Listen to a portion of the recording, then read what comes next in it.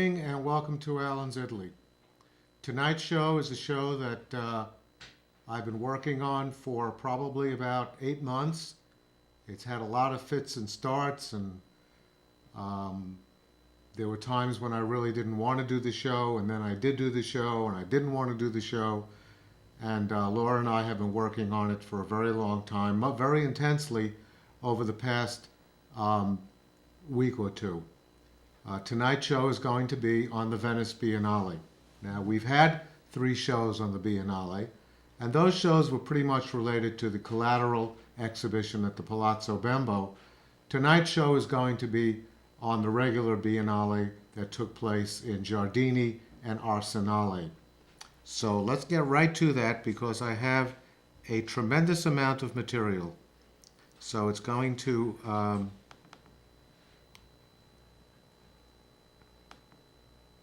should be a lot of stuff here, so let's see if we can get through it.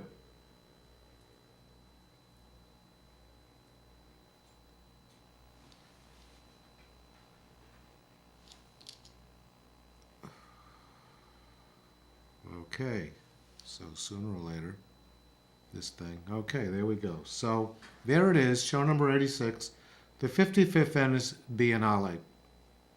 And some basic facts first. For example, the Venice Biennale began in 1895, and in those days, it was just one central pavilion that was built the year before in 1894. But, as it expanded, it began to become just too crowded for that one building. So in 1907, they decided to create national pavilions. And the national pavilions were paid for by a particular country who got their own architects, and the architects built, the pavilion based on the particular design of the country. The Biennale, which was for art, became a music festival in 1930, a film festival in 1932, and then a theater festival in 1934. They began to give grand prizes in 1936. There was a 6-year hiatus during the time of World War II. From 1942 to 1968, there was actually a sales office that assisted artists in selling their work, and they would take a 10% commission. But eventually it became much too expensive because the shipping costs became astronomical. The main part of the Biennale is Giardini, which has 30 national pavilions, including the central pavilion. The past Biennale, which has since ended, the 2013 55th Venice Biennale, had close to 500,000 visitors, an 8% increase over the 54th Biennale, which was in the year 2011, and 32% of the people who attended the Biennale were young people and students. 88 nations were involved. There were 47 collateral exhibitions, which we've discussed in very great detail, one of which Laura was a part of. So this was the show that we did. It was number 70, and we also did 2 other shows, 71 and 72, on that particular collateral exhibition at the Palazzo Bembo. This is a map of Venice showing you, if you look closely, you'll see that the orange and blue dots were the collateral exhibitions, and they took place all over the city of Venice.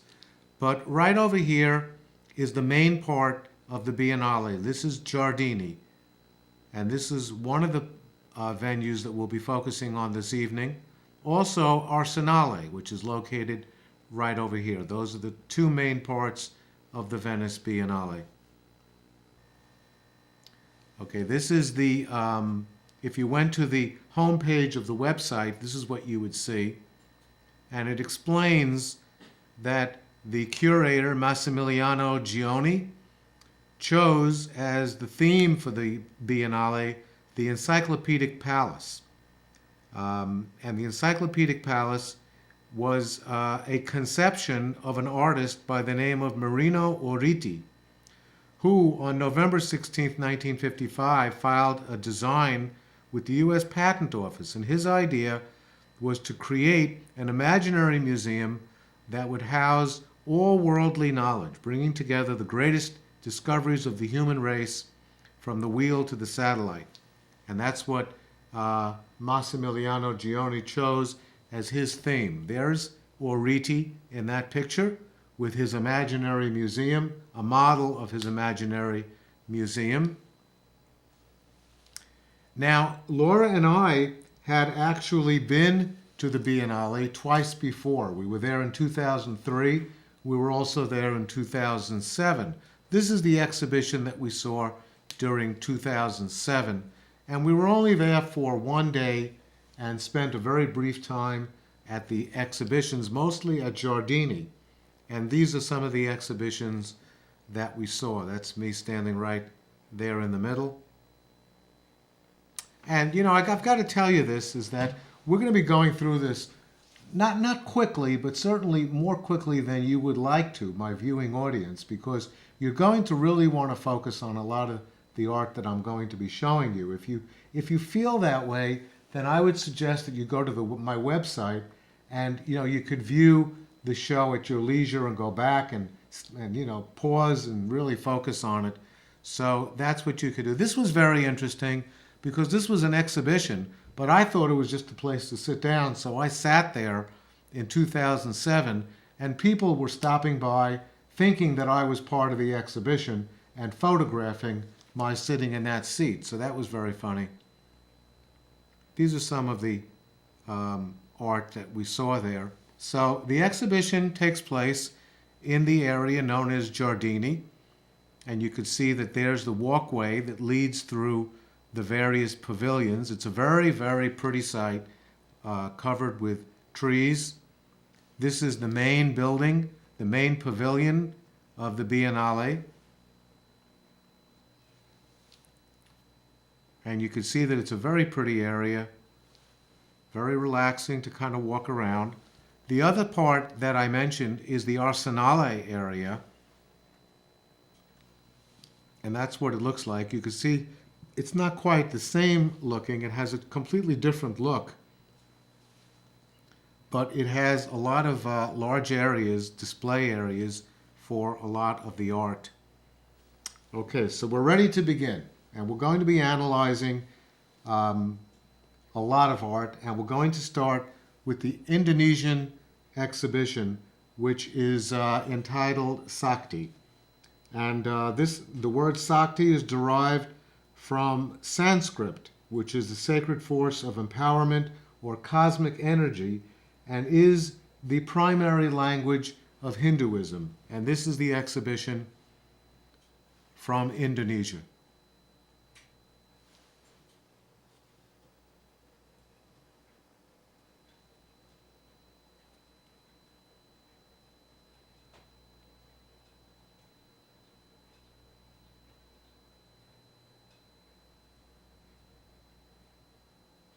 This was extraordinary.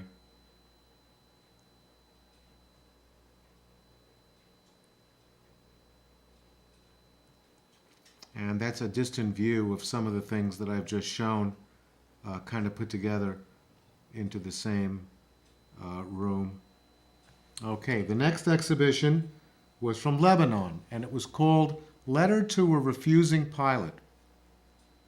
What happened was that in the year 1982, a story began to come about in Lebanon that an Israeli pilot was given the assignment to bomb various, what he thought were military targets in the country of Lebanon. But he found out when he got close to the target that the target was actually a schoolhouse. So he decided to refuse to do the bombing and drop his bombs instead in the Mediterranean Sea. So somebody found out about this, and he decided that he was going to write a letter to the pilot thanking him for this incredible deed. And this video that this was actually a video that, and you can see people are sitting around it, which talks about the site that was supposed to have been bombed and was not bombed by the Israeli pilot. And this is, quite a story. And the name of the exhibition, of course, was Letter to the Refusing Pilot. And this is what the Lebanese exhibition was. Then we have Chile, and the artist is Alfred Jar, who has an interest in geography. The name of his exhibition is Venezia, Venezia, and he is interested in globalization, which has dissolved national boundaries and blurred differences. His exhibition, Venezia, Venezia, meaning Venice, Venice, is quite remarkable, and I'll show it to you. We have a video of this, so this is going to be a video, Ellen. And watch this very carefully. You ready? Yeah. Okay, here we go.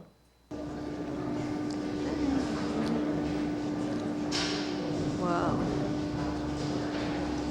Wow.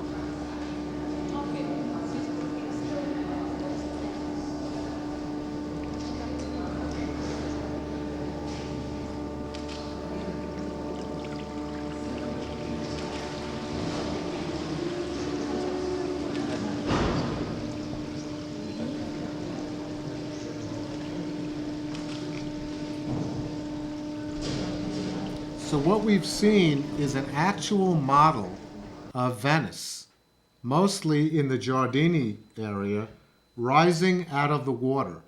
And the implication here, of course, is the fact that Venice may someday be underwater. And this is his conception of what could be, one of the major fears of the city of Venice and people all over the world, that Venice may actually be underwater. The next exhibition is from Bolivia, and I need to show you what this looks like in the room. And what Bolivia demonstrates are spices from all around the world, which spreads out upon the landscape with sensations of a swirl of colors and fragrances. There are hundreds of pots, and these are what the pots look like, filled with spices from all over the world. Cocoa, chili, pepper, cinnamon, turmeric, thyme, mustard, and curry, among other spices from all over the world. And this is a very beautiful exhibition. And there they all are. And the aromas here were really extraordinary. And the view was amazing. That's the way it looks from the side, and that's the way it looks from the top. That's a top view of it.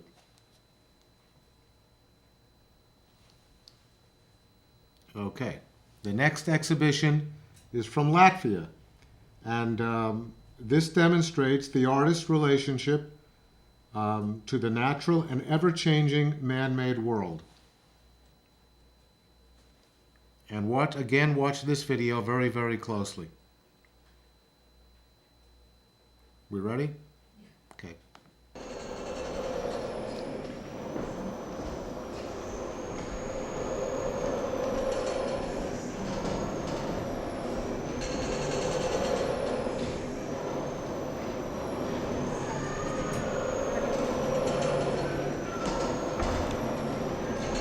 What is he trying to say here? Okay, and you can see in the background there are, on the wall, what looks like portraits of people. For example,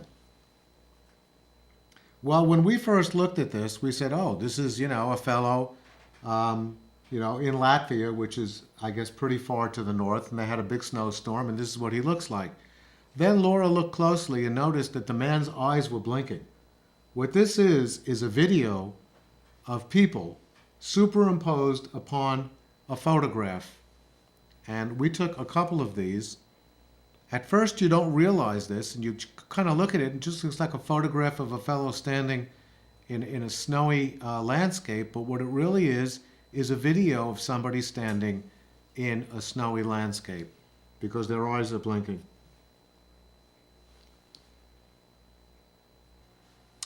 The next one is Finland, which was one of our favorites, and it's called Tree Construction by a fellow by the name of Antti Leitinen.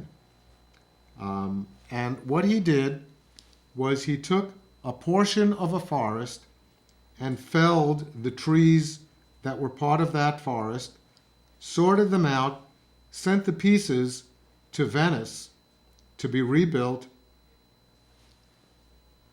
and this is what it looks like.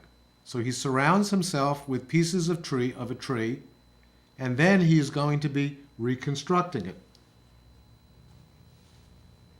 And it's right outside of the Finland exhibition. There's the Biennale, the main building on the left, and his building is kind of on the right.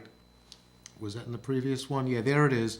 That's, it says Finlandia, and to the left of that was the Biennale building. And there's the tree that he's reconstructing from its various pieces. And this shows him on a ladder, hammering branches and bark back into the tree. It looks absurd, but it looks fairly meaningless to us, but it challenges our imagination. And we have a video of this as well. This is what it looked like with him reconstructing the tree. So Ellen, once again.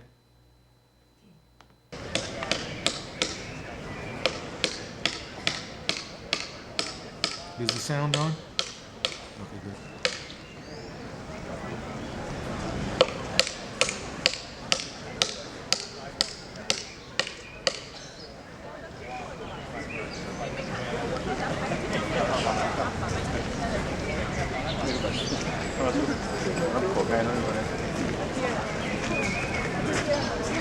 Oh my God.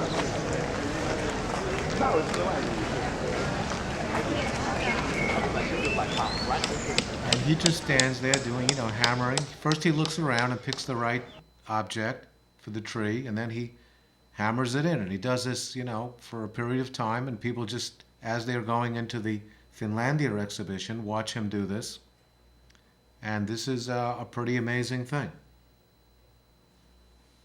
They had photographs of some of his other work. This is one of those things. He created his own island, and that's him sitting on the island. So this is a very talented man doing very extraordinary things. This is the Spanish exhibition, and it was done by Lara Almaresegui, and she believes in, was focusing on urban wastelands and modern ruins. And what she does in her exhibition, that's what the Spanish pavilion looks like. It's a very, very beautiful pavilion. There's the entrance. And what she has done is recreates the brick, the concrete, cement, and glass, which is the same type of material that was taken from the 1922 Spanish pavilion exhibition. And basically, it's just piles of the materials that were used in the 1922 Spanish pavilion.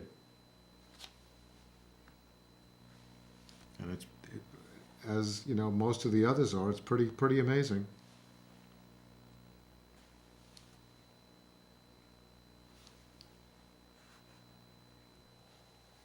Then the Dutch pavilion, by the Netherlands, which was dedicated to the work of Mark Manders. And the name of this exhibition is Room with Broken Sentence. And that's the entrance to the exhibition from the Netherlands with the people, milling about. And this is the work of Mark Manders.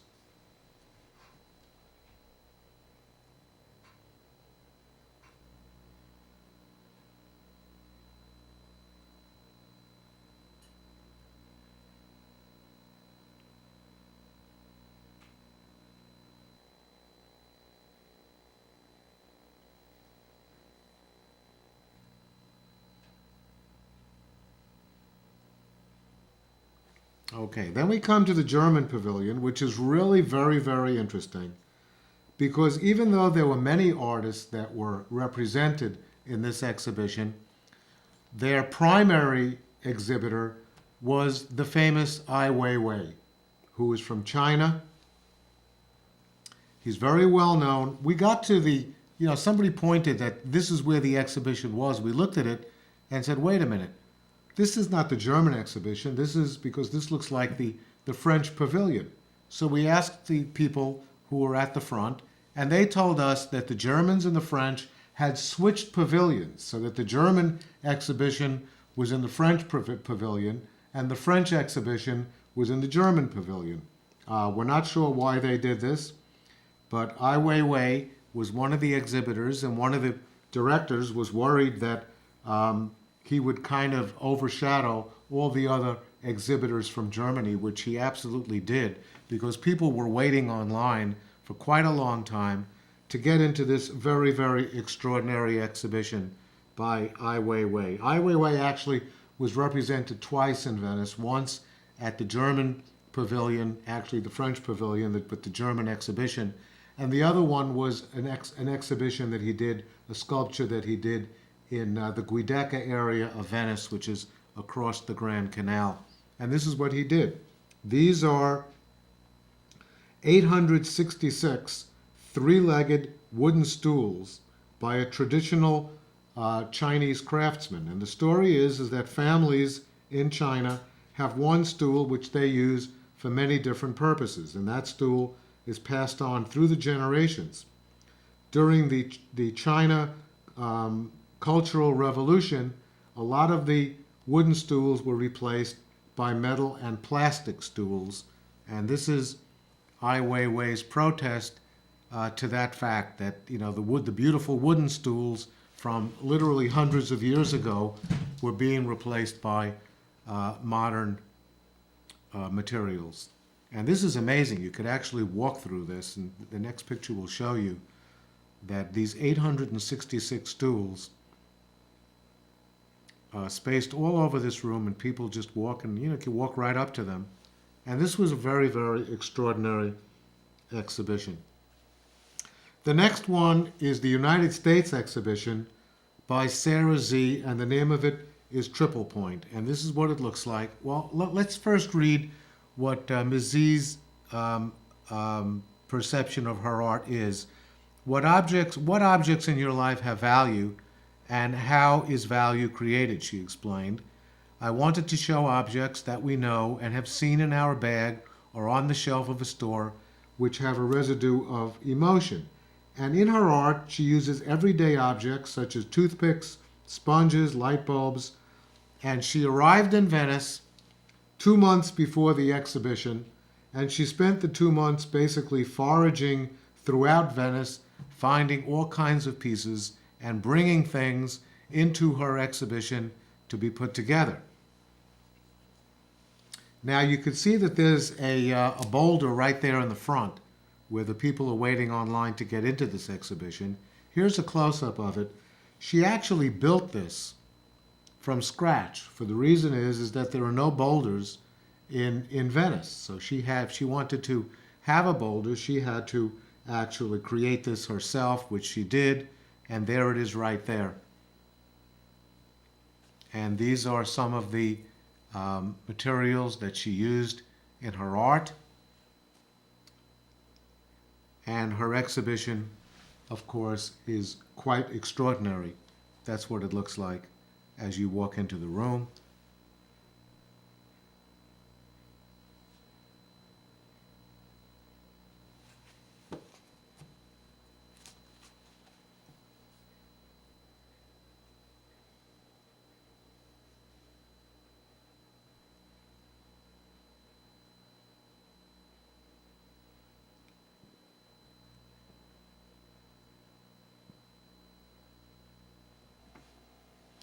Actually, let's show this one, because as Laura was walking around this particular exhibition, around the back of it, she knocked off 2 of the pieces from the exhibition, and somebody, came. One of the guards came over and said, "What are you doing?"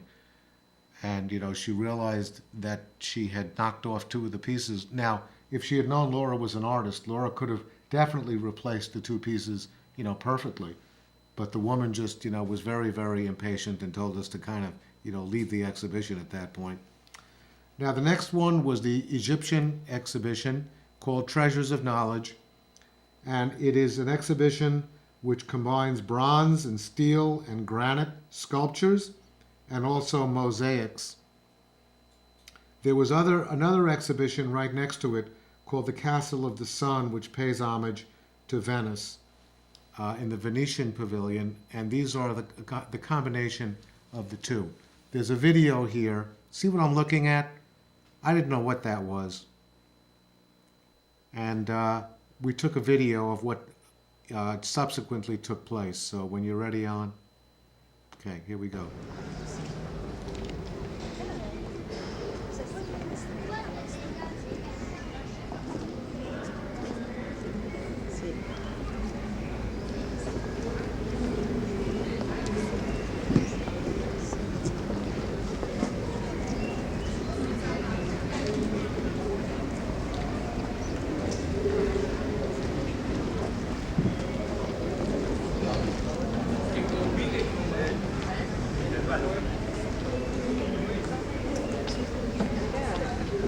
Well, you can tell Vivian that she picked the right one to freeze from.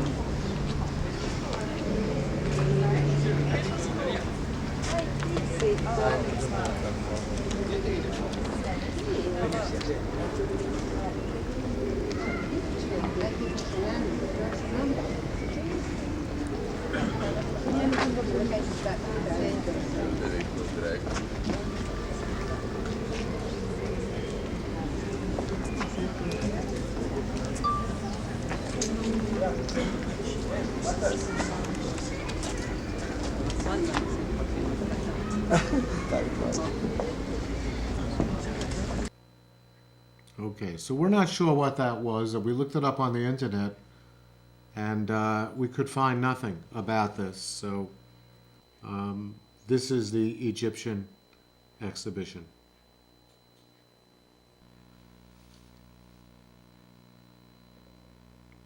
A combination of sculpture and magnificent mosaics.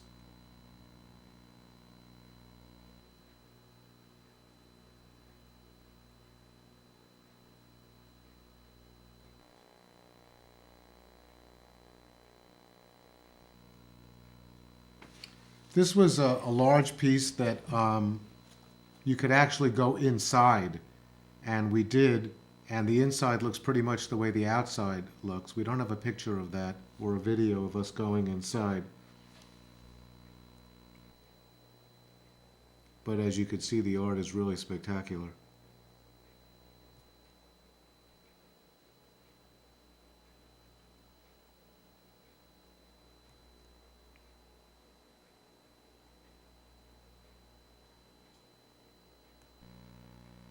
Okay, then we went to the Russian pavilion, and this is what the Russian pavilion looks like. You can see the word Russia over there. And the creator of this is Vadim Zakharov, who used as his theme a story from Greek mythology called Danae. And Danae was an oracle, apparently, predicted that Danae's son would rise up and kill the king. So the king ensconced Danae in a prison, and the mythological story is that Zeus impregnated Danae with golden rain, and the exhibition actually focuses on the corrupting influence of money. And we have two videos. This is really fascinating. So as you come in, this is what you see, that money leads to greed, cynicism, robbery, speculation, wastefulness, gluttony, seduction, envy, and stupidity. And this was the video of what was going on. There's two parts to this. First shows you what this fellow is doing, and then where they all wind up. He's actually pouring coins into that. Watch what happens.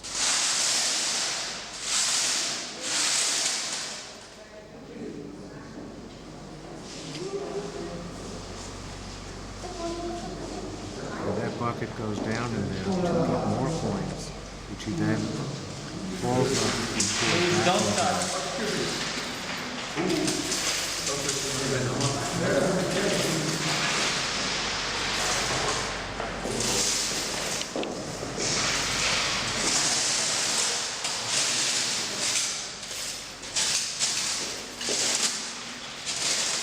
Okay, so that's the first part of this. We'll cut it at that point. And this is where all those coins go. And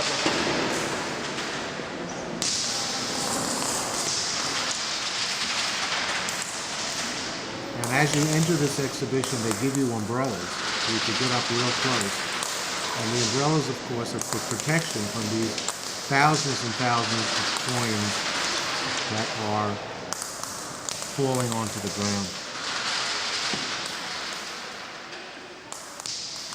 And you're allowed to take one with you as a souvenir.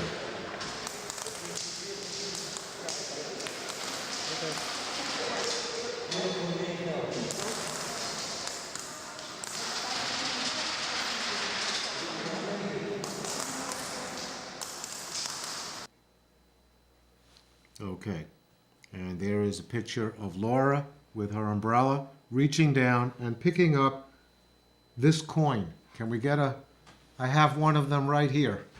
So I'll hold this up while Ellen gets into position with the camera. Can you get a close-up on that? That's what the coins, thousands of these.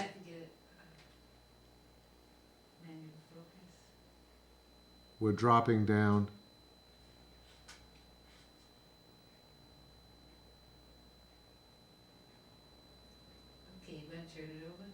Okay, that was one side, and this is the other side.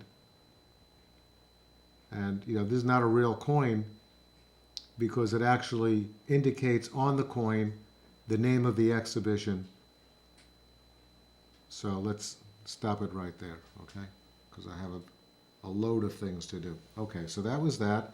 And on it, I'll tell you what it says. It says trust, unity, freedom, and love.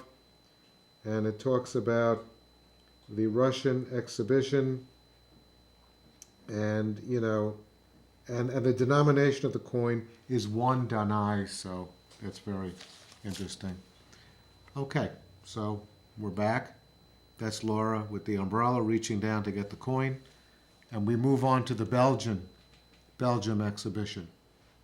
I'll wait till Ellen gets back into position, and I'll tell you that this exhibition by Berlindia, I wouldn't even attempt to pronounce that, but you could see it on the screen. And it was called Cripplewood. And the artist is interested in life and death and explores universal issues of the human condition, the concepts of protecting, of desires, of suffering. What she did was she found a tree lying in a field.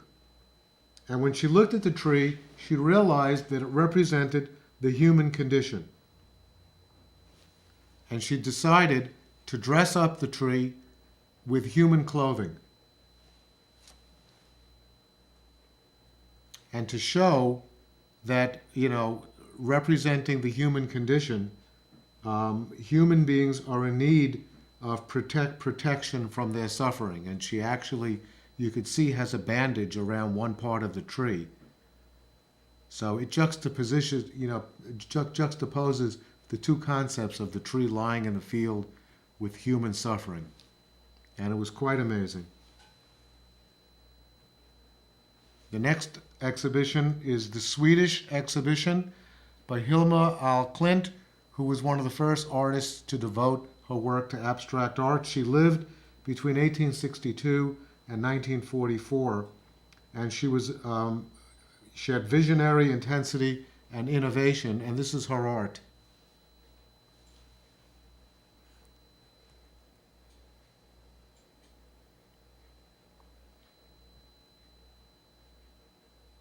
One of the first artists to get into abstract art.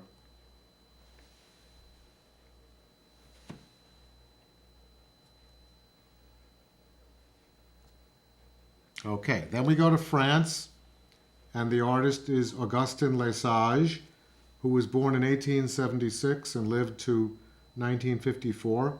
He accidentally bought a canvas, which was 10 times the size of the canvas he had ordered, and claimed that spirits told him to do the art anyway. And he became a painter, he believes, from spiritualism telling him kind of what to do. And this was his art.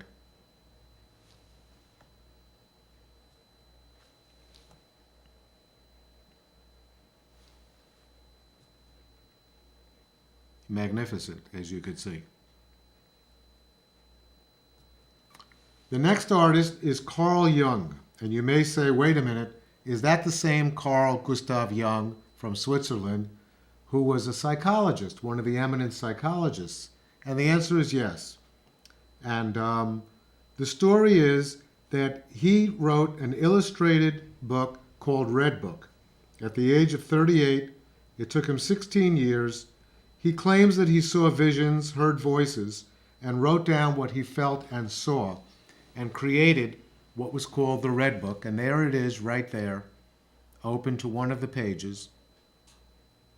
And the exhibition, as you could see, all around the periphery of the exhibition, has prints of his art. And this is what he actually had in his book called the Red Book.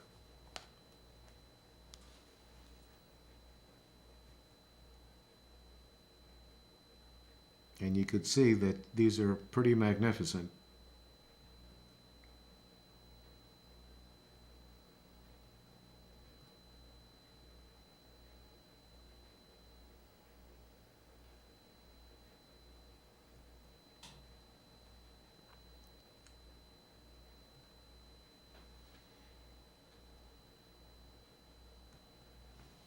And then we have Eva Kotakova from the Czech Republic. She lives in Prague, and the name of her work is Asylum. And what she was depicting were situations which educate, archive, and structure the fears and anxieties, the dreams and visions of psychiatric patients or children. And this was her exhibition. And this was pretty amazing.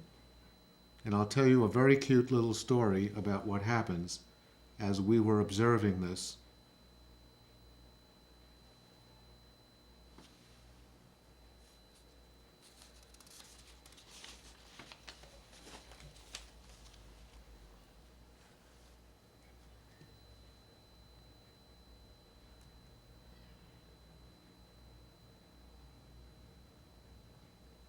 Well, that looked like a fake hand. So we thought it was a fake hand, and we began to look at other parts of the exhibition. And then we came across what looked like a fake head. And it turned out, once again, that the eyes were blinking, and Laura realized that this was a person who was under the table, but stuck her head through the table, as you could see there, and her arm, it was actually either her arm or somebody else's arm. So these were real parts of the body. And that's what it looks like.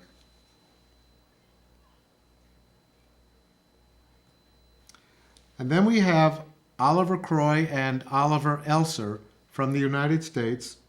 And the name of their exhibition is The 387 Houses of Peter. And what happened was that these two gentlemen found in a junk shop 387 houses wrapped in paper that was apparently gathered together by an Austrian insurance clerk by the name of Peter Fritz.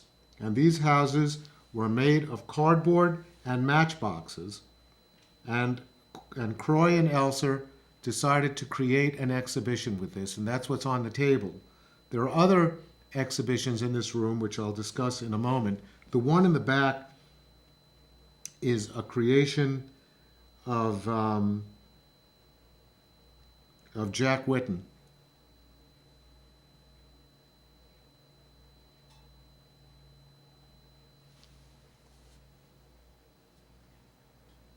These are the little houses. Okay, so this is Jack Whitten from the United States. Jack Whitten is or was an African American active in the civil rights movement, and he studied with de Kooning and Klein at Cooper Union, and he created a memorial to 9/11.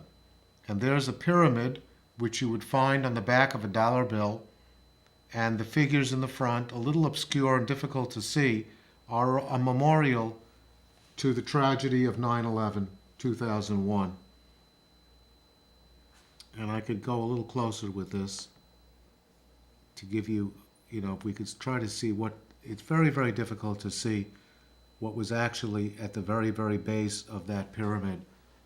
So, but we have to move on to the next artist, Achilles Rizzoli, also from the United States, who was involved in symbolic architectural drawings. He was actually an architectural draftsman who used to come home and do drawings in towers, temples, and monuments, dedicated to the notions of labor, happiness, culture, peace, and dedicated to the people he loved, one of whom was his mother with whom he lived. And that's one of his drawings.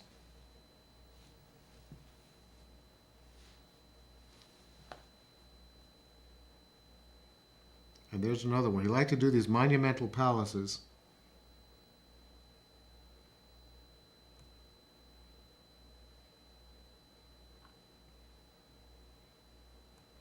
Okay.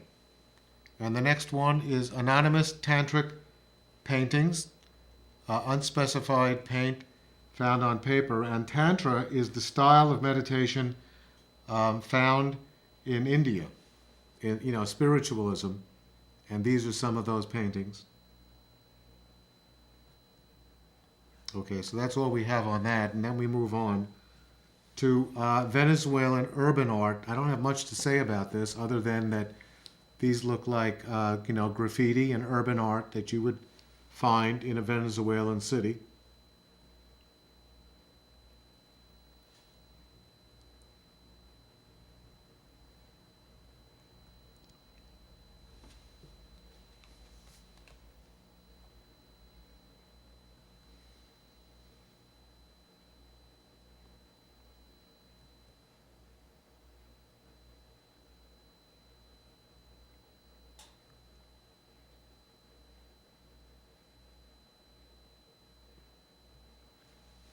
And next we have Imran Qureshi from Pakistan, who concentrated on the Mughal tradition of miniature painting from the 17th and 16th century. And he's combining styles and images. He's combining styles with images from contemporary Pakistan, embedding modern art with art from traditional Islamic customs. And you can see that right there.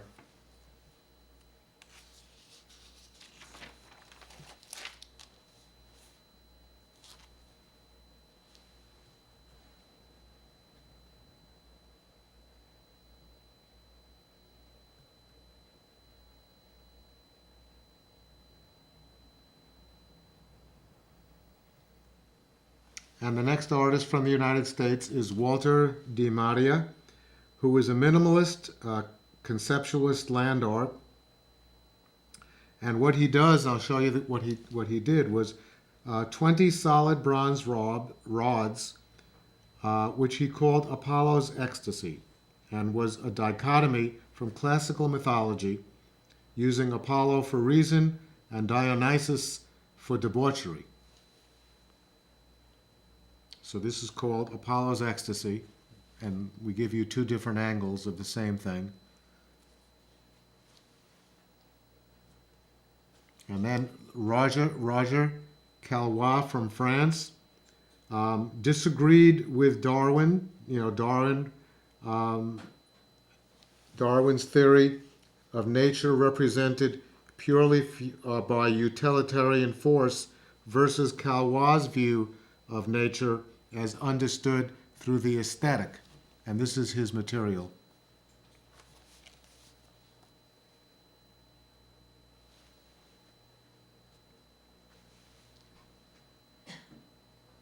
agate stones, among others.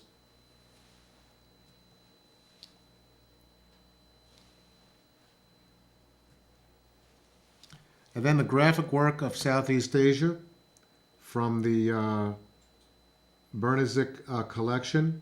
And he collected, or whatever the Bernezic collection is, collected tribal drawings.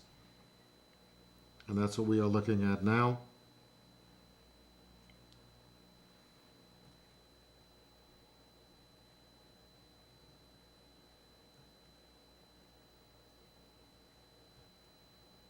And then we have Ellen Altfest from the United States, who did telescopic examination of male nudes.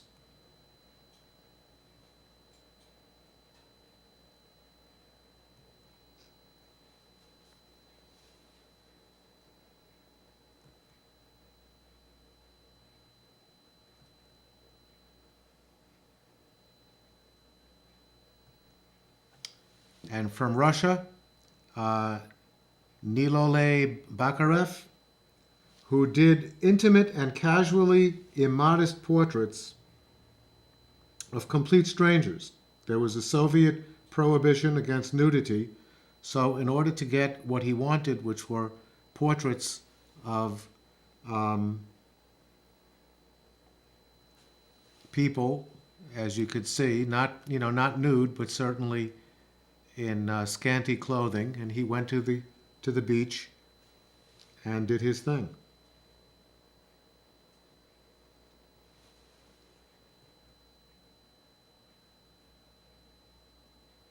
And this is Turkey, Ali Kazma, which is resistance. And what he did was to present various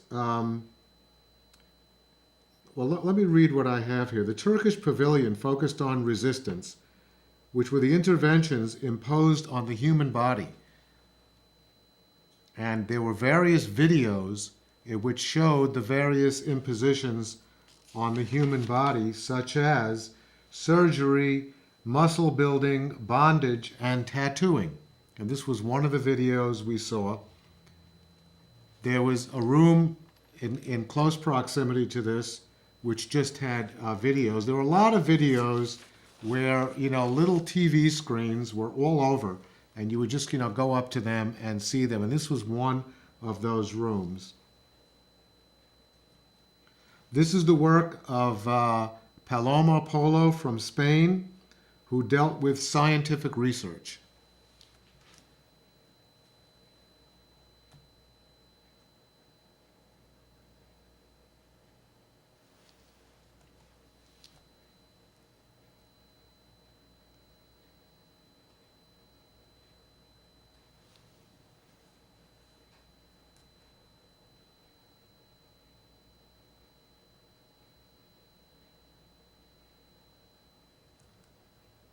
And Maria Lansnig from Austria, who dealt in drastic paintings of bodily awareness to dramatic portraits. So these are her perceptions of bodily awareness to dramatic portraits. There's one that gives you an idea of that. And Richard Serra from the United States, whose theme was Pasolini. Pasolini was a dissident after World War II. And what Serra's doing is creating an allegory for Pier Pasolini for his murder during post-war Italy. And this is what it is. And when I first passed that, I just thought it was a table where people would, be putting. I wasn't sure what this was, but obviously this was a piece of art. And the next one is Cordier from Belgium, and his work was devoted to seascapes, but not just seascapes, but seascapes that were tumultuous and magnificent. And that's what the room looks like. And you can see what that those aren't just normal seascapes, those are really tumultuous.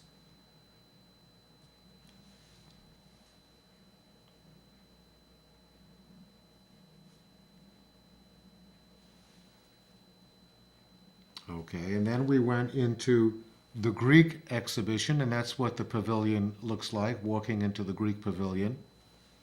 And this was a performance piece where all of these people kind of came together and created a human sculpture.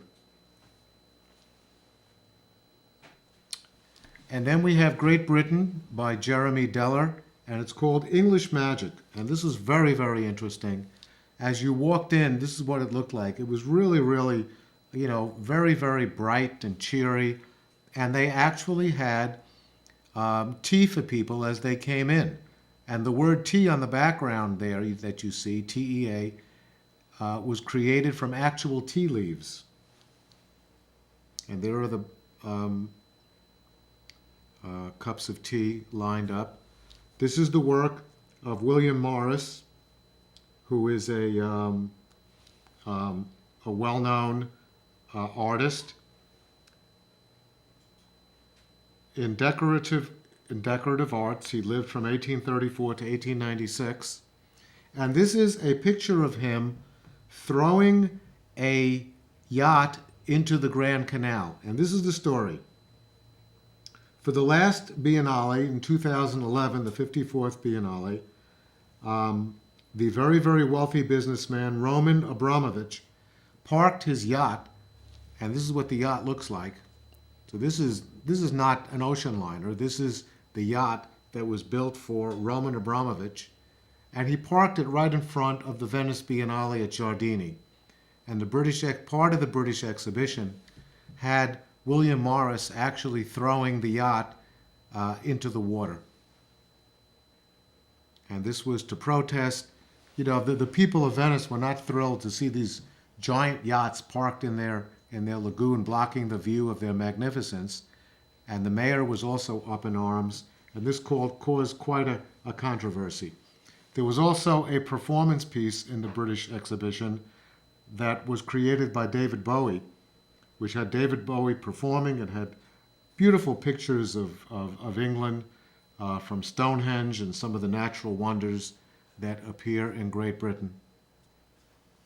And now we're leaving one of the exhibitions and heading back to the direction we came. And on the way back, we found this fellow, a performance piece of a fellow standing on a bridge, just taking plates and breaking them. So you would get this all over Venice. The Venice Biennale, you'd have these performance pieces. And this is what happens at the very end of a long day. There's me right in the front, sitting on the bench with my hat. And I look exhausted, and I was exhausted. And that's the end of a long day at the Venice Biennale. And my deepest appreciation goes to Laura Gerton, who was also, of course, my videographer and photographer, for her help putting together the show. The show could not have been put together without her assistance, so I thank her very much for that. And my next show, which is going to be in 2 weeks, on the 31st of January, is going to be something called Italy's Nighttime Magic. And what I'm going to do is show you some really extraordinary views of Venice and all other parts of Italy at night, at sunrise and sunset. So that's tonight's show. I'd like to thank you very much for watching. I hope I presented the 55th Biennale to you in a coherent manner. I'm not an artist, but I did the best I could. And on behalf of all of us here, buona notte e buona fortuna.